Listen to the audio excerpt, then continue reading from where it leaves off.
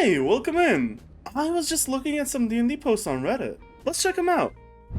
We are a family of nerds with very little D&D experience. I have been running a game of Frosthaven with my mom friends for several years, but I've been curious about running a D&D game for my kids, 8 and 10, and willing guinea pig, my husband. We have played No Thank You Evil with the standard adventures and a few custom ones which my daughter surprisingly loved.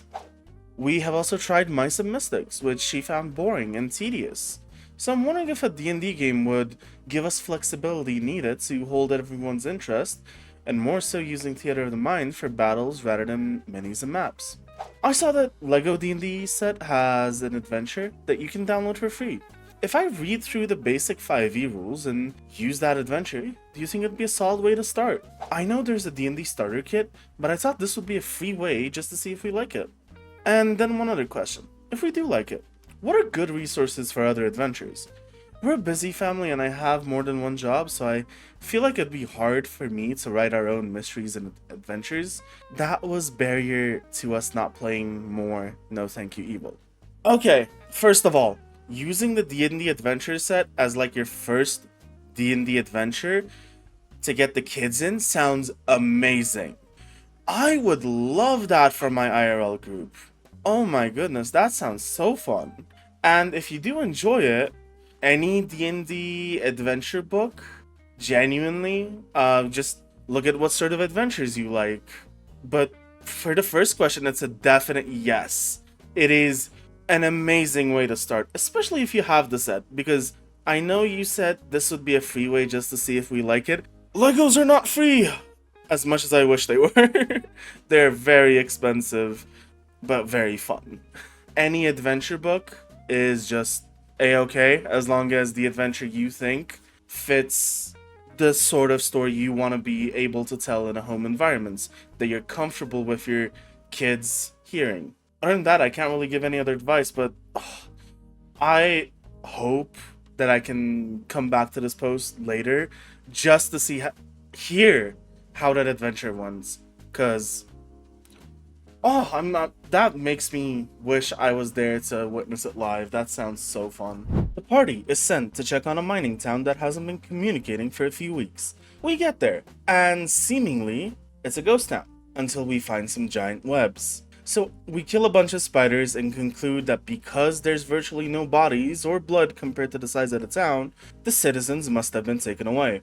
It turns out the spiders have built a lair in the mines, so there's not many of them on the surface. Cue the party where nobody is good aligned taking this opportunity to go shopping and pick up intel on what's happened, of course. There's not a ton of valuable stuff about since it is a modest town, but we check some houses and local barracks. Seems like the spiders are highly flammable to the point where one being lit on fire by a defiant town resident with a torch set the whole building alight. We find a charge typically used by the miners lying in a supply building. There's only one of it. DM tells us it do a ton of damage if set off, especially for a level 4 party.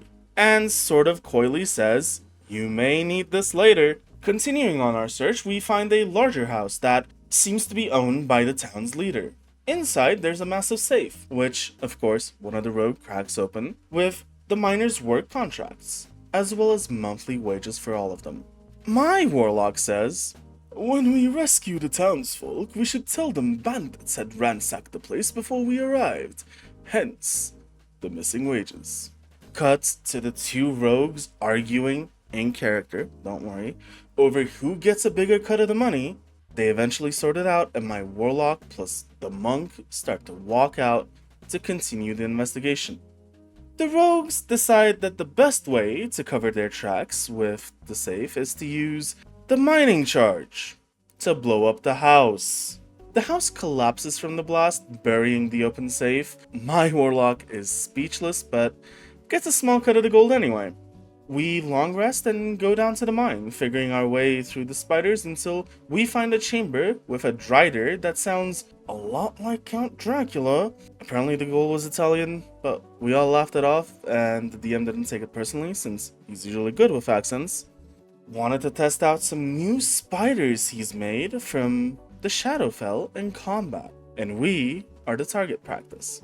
My warlock is caught in a web, climbing into the chamber, so enters combat around late. The shadow spiders can fade into darkness to hide while the regular ones we fought before deal with us. The Drider is protected by a shield that goes down once the shadow spiders are dead. Also takes a chunk of health off of them when they do go down. The fight is going decently, with us managing to kill both the shadow spiders, but every round the Drider summons more regular ones. The idea was to use the mining charge to kill reinforcements, or failing that, use a torch to set the spiders on fire so it spreads between all of them.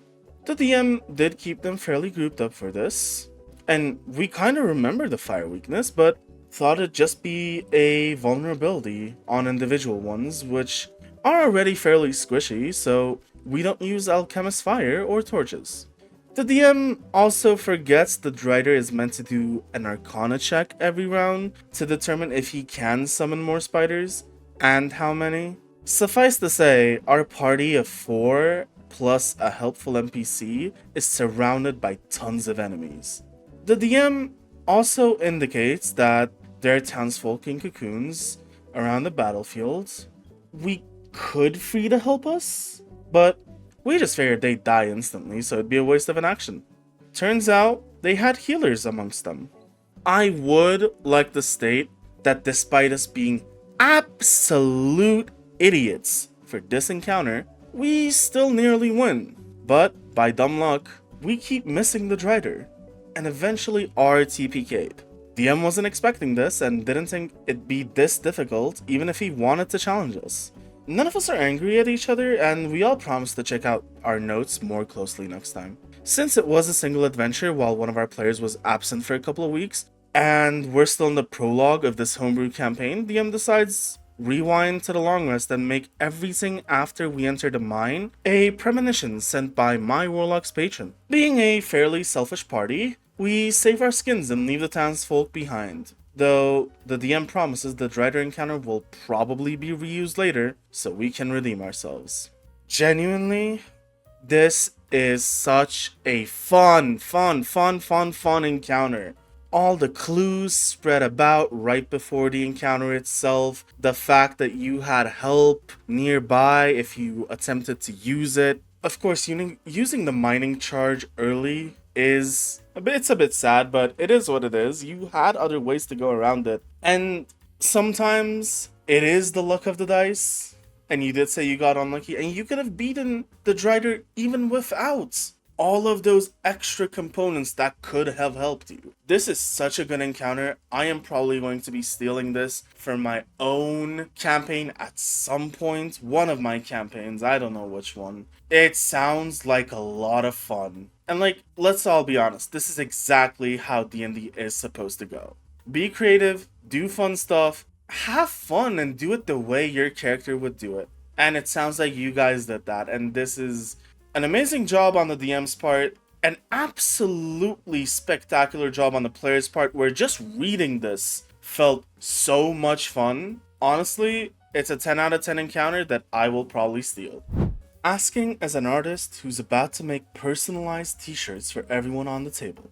Players will get the art of their character, but I'm not sure what to draw for our GM.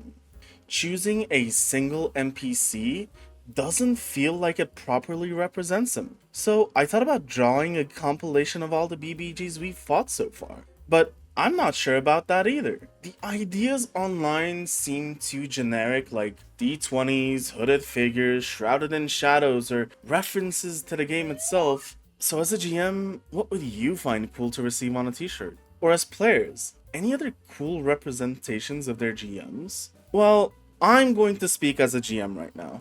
As someone who has done multiple different campaigns where I've had artists draw my characters, I've had players gift me drawings, I've been very blessed. Sometimes generic is good, because I remember the first character I asked an artist, me the GM asking the artist themselves to draw me as, was this hooded figure with a book in front of him. But at the end of the day, you can't find one specific thing, and it is really hard because the dungeon masters, the game masters themselves, they are very much the world itself. They are the story, the ones who lay down the tracks for you to write upon or even change. I say they're the ones who write the story. They're the ones who collaborate with you in writing the story. While you are making the choices for everything, the GM is the one where after you make your choice, he or she makes sure that the world responds to that choice, be it good or bad. So finding any one thing is going to be really hard. The best advice I can give is ask your GM. Unless this is like some sort of surprise, the best thing you can do is ask your GM, because they're the ones that know what they want the best. My D&D group recently had a campaign, and the DM had originally planned to have a bunch of rats be mob enemies to fight. But our party decided to tame the rats, and we got ourselves a rat army. In the same adventure, I attempted and failed to tame an undead dragon that I had named Sapphire. After we killed Sapphire, I took a scale that was the size of a shield and worth like 1,000 gold as a memorial. My character, Them, was a runaway aristocratic heir who had a bounty for his safe return. But every time we had a potential bounty hunter or guard come after us, we just sent our army of man-eating sewer rats after them and scared them off. So we got to this mini-boss, and he asked for Sapphire's skill as payment for information we needed. Not wanting to give up my memory of Sapphire, I rolled for intimidation and got a 20. My party mates did the same. They got an 18 and 20. Then we rolled for the rat army's intimidation, and the rats got a 20. Them walked up to the mini-boss in an unsettling way and just said thank you after he pointed at the door we needed to go through. After that, the DM, jokingly I should add, rolled to see if the mini-boss was so scared he'd die of a heart attack. The DM rolled a 1 on the saving throw for the mini-boss, and he died.